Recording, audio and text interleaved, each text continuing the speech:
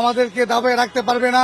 আমাদের মমতা মা খালেদা জিয়া আমাদের কাছে আসছেন, আমাদের কাছে ঈদের মতো আনন্দ লাগছে। শত গরম চেষ্টা সহ্য করেও আমরা আছি, ভবিষ্যতে আমরা তার পাশে থাকবো ইনশাল্লাহ। আমার নেত্রী আসবে এত বছর পর ইংল্যান্ড থেকে, জোবেদা রহমান আসবে 16 বছর পর। ওনাকে অভ্যর্থনা জানার জন্য আমরা আসছি, অনেক দূর থেকে আসছি, সেই নারায়ণগঞ্জ থেকে 6টা বাজে আসছি।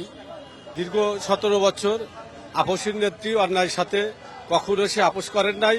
সংগ্রাম আন্দোলন, গণতন্ত্র পুনঃপ্রতিষ্ঠা, ফ্যাসিবাদের বিরুদ্ধে দীর্ঘদিন শত নির্যাতন অত্যাচারের মধ্যে সে এই দেশবাসীর মুক্তির জন্য, গণতন্ত্রের পুনরুদ্ধার করার জন্য, ভোটাধিকার পুনঃপ্রতিষ্ঠা করার জন্য সংগ্রাম করেছেন। তিনি অসুস্থ ছিলেন, সুস্থতার জন্য চিকিৎসার জন্য বিদেশে গিয়েছিলেন।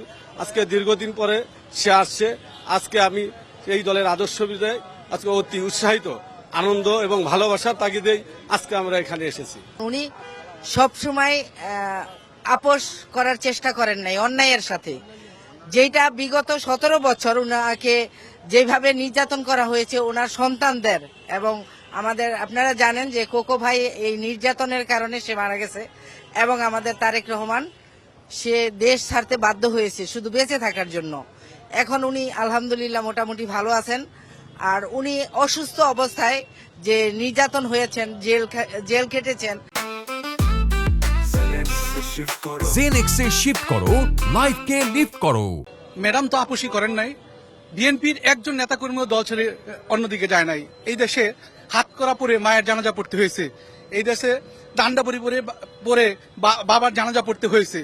তারপরেও আজকে ছাত্র এবং কৃষক, শ্রমিক, জনতা সবার ঐক্যবদ্ধ আন্দোলনের মাধ্যমে এদেশে একটি গণতন্ত্র বিজয় হতে যাচ্ছে। আপনি জানেন যে ম্যাডামকে অনেকভাবে তারা চেষ্টা করেছে আপোষে নেওয়ার জন্য, কিন্তু এদেশের 18 কোটি মানুষের কথা চিন্তা করে ম্যাডাম শেখ হাসিনার কথা ভাবেননি। উনি যদি ভালো থাকতে চাইতেন, রাজনীতি যদি ছেড়ে দিতেন, তাহলে উনি বলছিল উনি ওনার গ্রামের বাড়িতে খুব ভালো থাকতে পারবেন, কোন মামলা মোকদ্দমা হবে না, তার ছেলের কিছু হবে না, আদার্স হবে না। দেখেন, একদিকে ছেলের লাশ, অন্যদিকে লন্ডনে আরেক ছেলে, দুইজনের।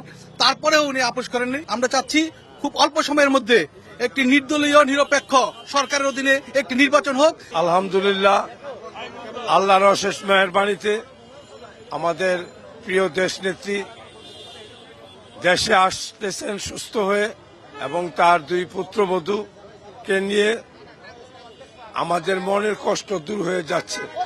ইনশাল্লাহ আমরা অনেক খুশি হয়েছি, এবং আগামী দিনে ইনশাল্লাহ গণতন্ত্র এবং ভোটের অধিকার প্রতিষ্ঠার লক্ষ্যে আমাদের সংগ্রাম চলবে।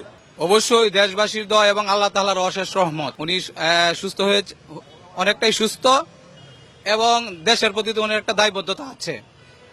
সুস্থতা বোধ করছেন বিদায়, পাশাপাশি দেশের দায়বদ্ধতা আছে বিদায়।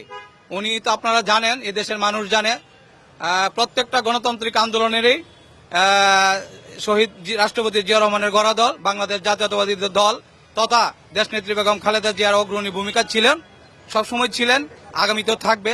সে প্রত্যাশা নিয়ে এখানে দেশে আসছেন উনি। সাবেক প্রধানমন্ত্রী আমাদের মাঝে সুস্থ হয়ে আসছেন, অবশ্যই ভালো লাগার বিষয়। শুধু আমাদের ভালো লাগে না, এদেশের মানুষের আপামর জনতা সকলেরই আশা করি ভালো লাগছে।